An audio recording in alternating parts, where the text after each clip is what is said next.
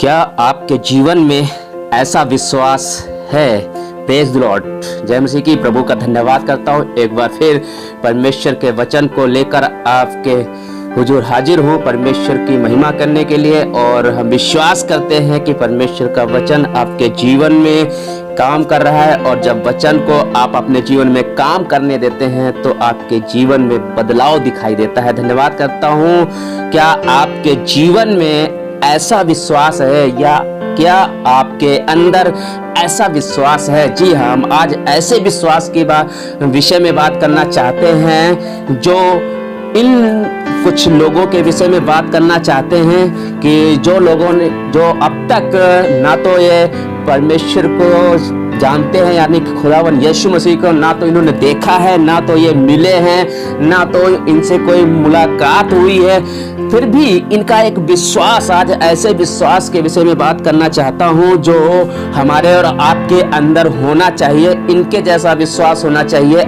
हम और आप मसीह के साथ चलते हुए, परमेश्वर के साथ चलते हुए भी एक अविश्वासी जीवन बिताते रहते हैं। लेकिन धन्यवाद करता हूं परमेश्वर का कि परमेश्वर हमें ऐसे वचन से मजबूत करता हूं, और वो वचन आपके लिए एक बार फिर मैं लेकर आया हूं कि ऐसे विश्वास के योग्य लोगों के विषय में बात करना चाहूंगा जो तो कभी भी यीशु मसीह के पीछे नहीं चले, ना तो ये यीशु मसीह के साथ रहे, ना तो ये यीशु मसीह के साथ संग चलने वाले भीड़ में से थे। ये बिल्कुल अलग थे, लेकिन सिर्फ इन्होंने यीशु मसीह के बारे में सुना और सुनकर यीशु मसीह के पास आए, और जो यीशु मसीह से विनती भी क्या कर रहे और विश्वास क्या है इनका, इस विश्वास के विषय में आपसे बात करना चाहता हूं। और ये विश्वास देखिए इनका, और इस वचन को अगर बहुत बार आप लोगों ने पढ़ा भी होगा और बहुत बार पढ़ के निकल गए होंगे, लेकिन अगर इसे गहराई से पढ़ेंगे तो आपको समझ में आएगा कि परमेश्वर का वचन हमें किस तरीके से मजबूत करना चाहता है। मैं परमेश्वर का धन्यवाद करता हूं, और परमेश्वर के वचन को जो आपके सामने पढ़ना चाह रहा हूं, मत्ती की किताब उसका 8 अध्याय उसे 5 से 10 पढ़ूंगा। मत्ती की किताब उसका 8 अध्याय उसका 5 से और 10 पढ़ूंगा। 5 से 10 आयत पढ़ूंगा मैं आपके लिए, और मैं आपके लिए पढ़ना चाहता हूं। और यहाँ पे है एक सूबेदार का विश्वास। एक सूबेदार है और उसके विश्वास के विषय में बात करना चाहता हूं। और जब हम 5वीं आयत पढ़ते हैं तो जब यहाँ लिखा है, जब वह कफरनहूम में आया तो एक सूबेदार ने उसके पास आकर उससे विनती की, हे प्रभु, मेरा सेवक घर में लकवा रोग से बहुत दुखी पड़ा है, बहुत दुखी पड़ा है। लेकिन अगर इसी को हम लूका में जाके पढ़ते हैं, लूका 7 और उसकी दूसरी में पढ़ते हैं, तो वहां पर लूका लिखता है, वहां किसी सूबेदार का एक दास जो उसका प्रिय था बीमारी से मरने पर था।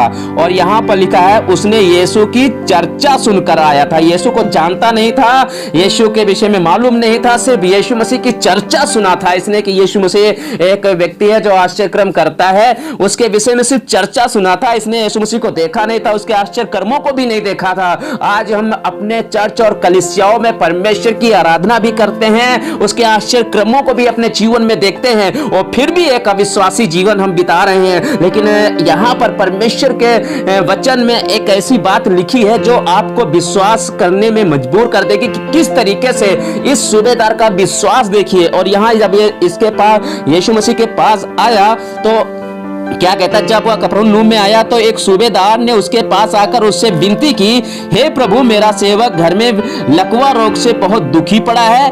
उसने उससे कहा, मैं आकर उसे चंगा करूंगा। ये यीशु मसीह ने उससे जवाब दिया कि मैं आकर उसे चंगा करूंगा। लेकिन यहाँ पर ये दास का, उस सेवक का, उस सूबेदार का क्या जवाब है सुनिएगा। ये सेवक क्या कहता है, सेवक का क्या जवाब है, उस सेवक ने क्या जवाब दिया, इस बात को सुनिएगा। उसने उससे कहा, मैं आकर उसे चंगा करूंगा। ये बात यीशु ने कहा। और सूबेदार का जवाब सुनिएगा। सूबेदार ने उत्तर दिया, हे प्रभु, मैं इस योग्य नहीं कि तू मेरी छत तले आए, परंतु केवल मुख से कह दे तो मेरा सेवक चंगा हो जाएगा। हालेलुया। इसने तो अभी अपने जीवन में कोई आश्चर्यक्रम देखा नहीं, और ये किसके लिए आया है? कोई अपने के लिए नहीं आया, कोई इसका बेटा नहीं बीमार है, ये कोई इसका घर का कोई अपना सदस्य बीमार नहीं है, बल्कि इसका दास इस सूबेदार का दास है, वो सूबेदार का नौकर है, सेवक है इसके घर का, उसके लिए आया है, कोई किसी के लिए नहीं जाता है। लेकिन धन्यवाद करता हूं, ये अपने सेवक इतना अच्छा सूबेदार है कि अपने सेवक को बचाने के लिए आया है। लोग अपने सेवकों को, अपने नौकरों की तरफ ध्यान नहीं देते हैं, उन्हें अजीब तरह से पेश आते हैं, लेकिन ये सूबेदार बहुत अच्छी तरीके से पेश आ रहा है। इसका नौकर जब बीमार है, इसका सेवक बीमार है, तो ये आया और यीशु मसीह से प्रार्थना करने लगा। और इसने यीशु मसीह को कभी देखा नहीं है, लेकिन ये आया और कहता क्या है, अगर तू अपने मुंह से ही कहते, अगर वचन को ही बोल दे, इसका विश्वास देखिए, मुंह से बोल दे, कैसी बात। अगर ये बात अगर वो यीशु मसीह बोलता तो शायद इससे बड़ा चम्मच, जा तेरा सेवक चंगा हो जाएगा, ऐसा इसने बोला भी, आगे पढ़ाएंगे। लेकिन यहां पर ये खुद कह रहा है, इसके विश्वास को देखिए कि इतना विश्वास लेकर आया है, इसने इतनी ज्यादा आशा लेकर आया है। आज हम और आप मसीह होने के बावजूद भी, आराधना करने के बावजूद भी, अपने जीवन में आश्चर्यक्रम देखने के बावजूद भी एक अविश्वासी जीवन बिता रहे हैं। और हम कई बार दुविधाओं में पड़े हुए रहते हैं और कई बार भटका करते हैं और हमें विश्वास ही नहीं होता है कि क्या हमारे जीवन में ऐसा हो जाएगा। लेकिन मैं सच कहता हूं, बहुत सारे लोग चर्च में आते हैं और कहते हैं मुझे इतने साल हो गए हैं, लेकिन अभी भी हमें इस प्रॉब्लम से छुटकारा नहीं मिला, क्योंकि वो अभी आपके अंदर परमेश्वर के लिए जो विश्वास चाहिए वो विश्वास ही नहीं आया है। और ये देखिए,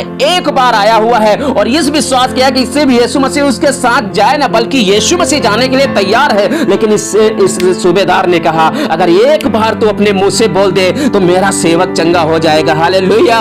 एक बार अपने मुंह से बोल दे तो सेवक चंगा हो जाएगा, तो मेरा सेवक चंगा हो जाएगा, क्योंकि मैं भी पराधीन मनुष्यों और सिपाही मेरे अधीन हैं। जब मैं एक से कहता हूं जा तो वो जाता है, और एक दूसरे से आ तो वह आता है, और जब अपने दास से कहता हूं ये कर तो वो करता है।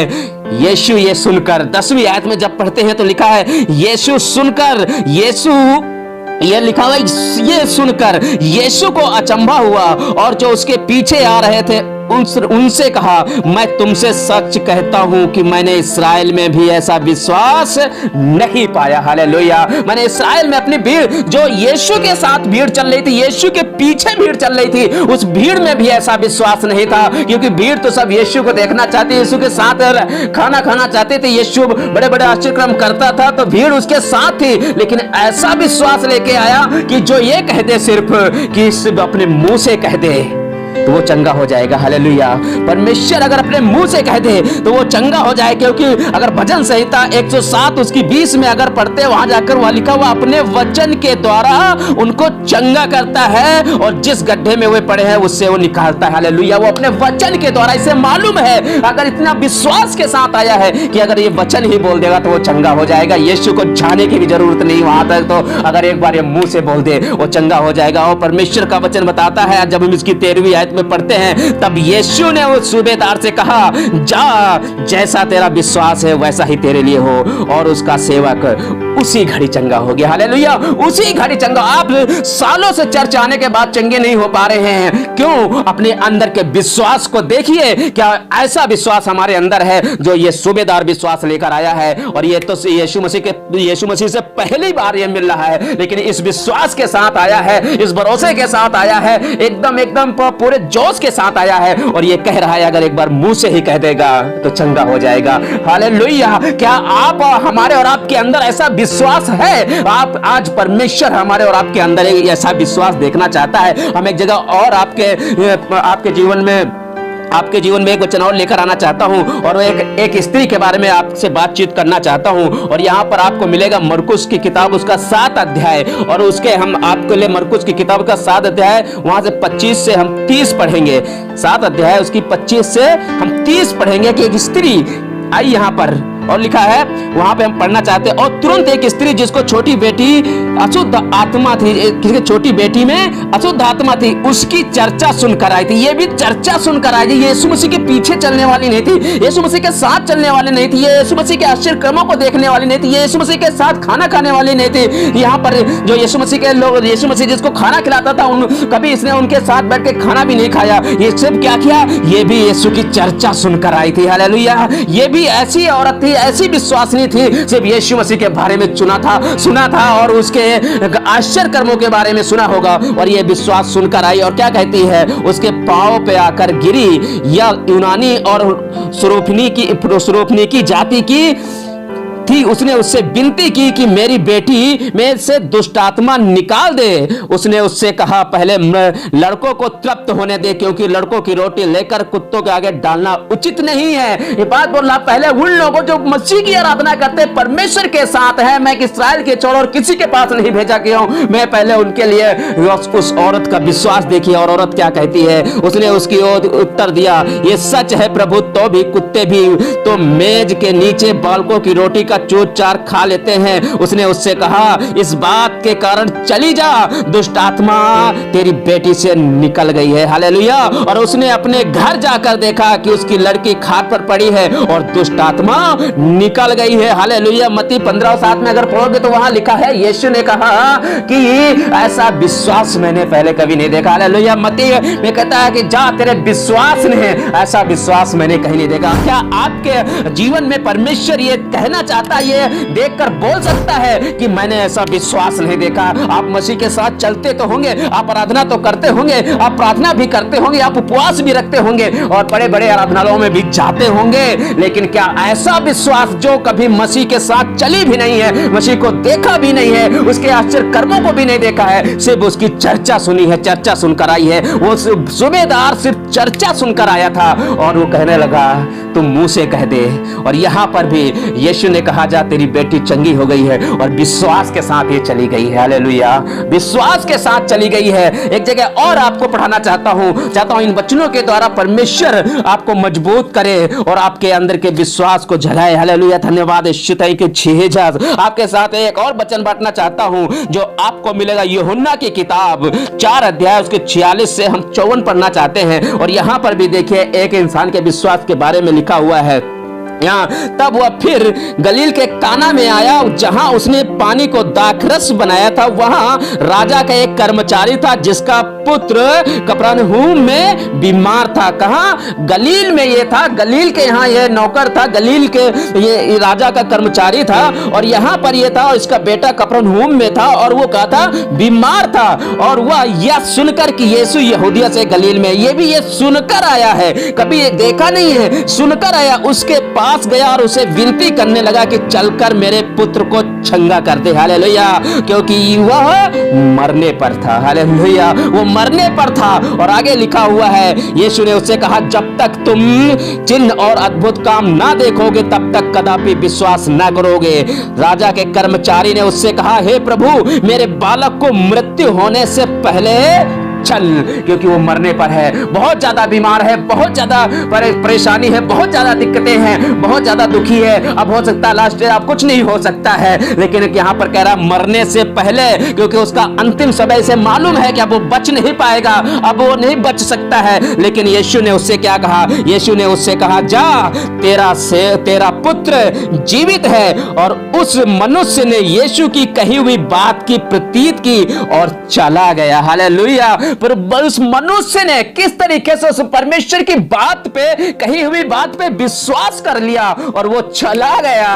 और बाइबल बताती है जब वो चला गया, आगे वो मार्ग में ही था कि उसके दास उससे आ मिले और कहने लगे, तेरा लड़का जीवित है। उसने उनसे पूछा, किस घड़ी वह चंगा अच्छा होगा होने लगा? उन्होंने उससे कहा, कल 7वें घंटे में उसका ज्वर उतर गया। तब पिता जान गया कि यह उसी घड़ी हुआ जिस घड़ी यीशु ने उससे कहा, तेरा पुत्र जीवित है। और उसने और उसके सारे घराने ने विश्वास किया। यह दूसरा आश्चर्य कर्म था जो यीशु ने यहूदिया के गलील में आकर दिखाया था। हालेलुया। यहाँ पर उसी वक्त वो चला गया। आपके घर में अगर कोई बीमार हो जाए, आप कौन जाता है? बीमार को लेकर जाते हैं। लेकिन ये लोग क्या करें? खुद गए। खुद का इनका विश्वास था कि मैं यीशु के पास जाऊंगा और यीशु अगर बोल देगा तो मेरे घर में मेरा बेटा, मेरी बेटी, मेरे दास चंगे हो जाएंगे। ये अगर बोल देगा, अपने मुंह से बोल भी देगा और ये चले गए और जाकर ये यहाँ पर देखिए कि किस तरीके से ये मरने पर बेटा है। अब अपने बच्चों को या अपने घर परिवार को अगर जिसकी अंतिम सांसें चल रही हो और वो डॉक्टर के पास लेकर जाओ और डॉक्टर उसे देखे नहीं बल्कि ये कहे कि जाओ वो ठीक हो जाएगा, तो आपको कैसा लगेगा?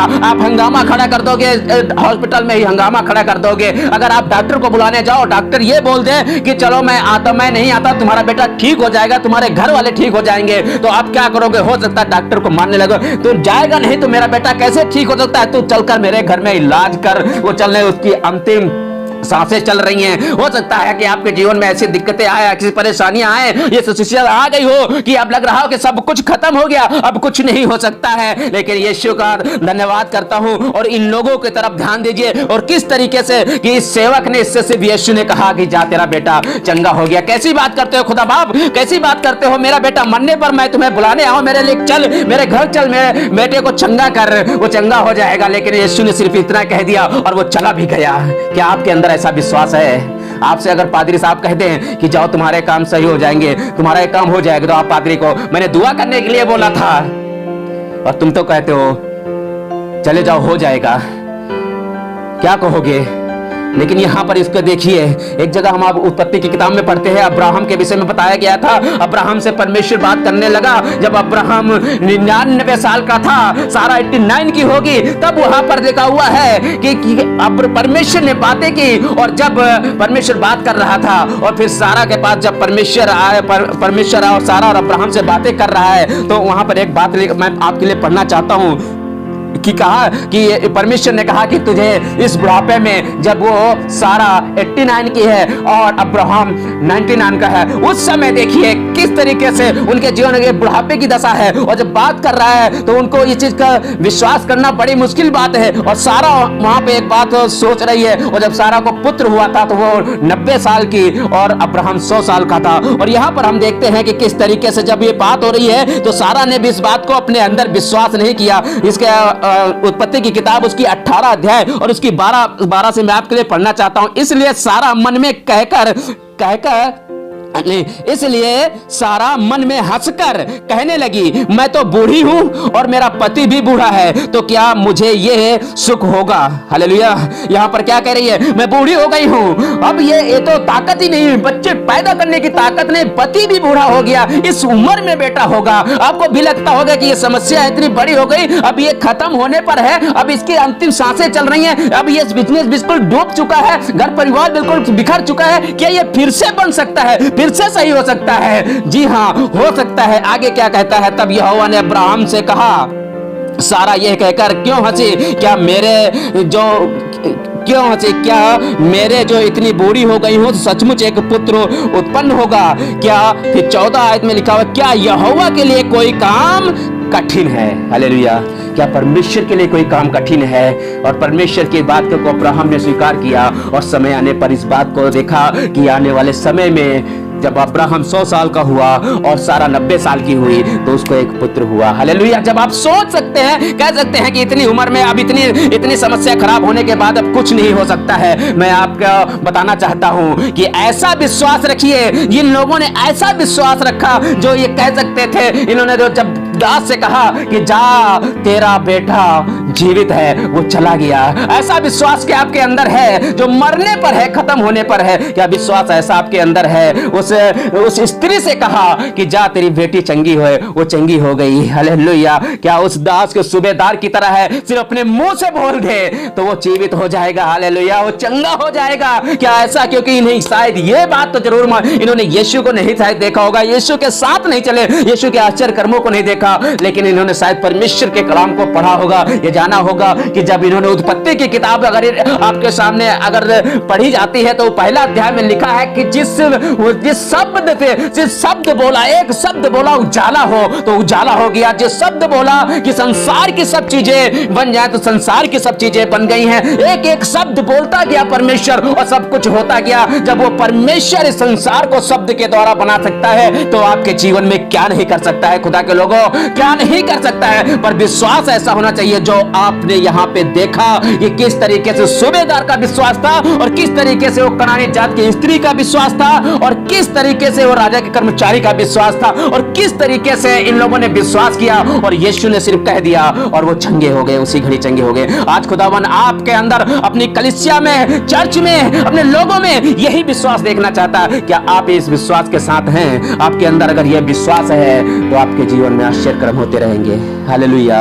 प्रभु का धन्यवाद करते हैं। Thank you Jesus. खुदावन का धन्यवाद करता हूं और ये वचन आपकी जिंदगी में 1000 गुना फल लाए। आइए छोटी सी दुआ करते हैं। Thank you Lord. हालेलुया। धन्यवाद करता हूं, मुझे ऐसे विश्वास योग्य बना परमेश्वर, ऐसा सामर्थी बना परमेश्वर कि ताकि तेरे विश्वास में बने रहें और तेरे विश्वास में बढ़ते जाए। प्रभु यीशु मसीह ऐसा विश्वास हमें दे। प्रभु तेरे वचन में लगता है तेरे राई के दाने भर भी तेरे अंदर विश्वास है तो जो चाहो वो हो जाएगा तुम्हारे लिए। प्रभु तेरा धन्यवाद करता हूं, मुझे ऐसा विश्वासी बना। प्रभु आपके हाथों में सौंपता हूं। धन्यवाद करता हूं, यीशु मसीह के नाम मांगता हूं, आमीन। खुदा आपको आशीष दे। God bless you.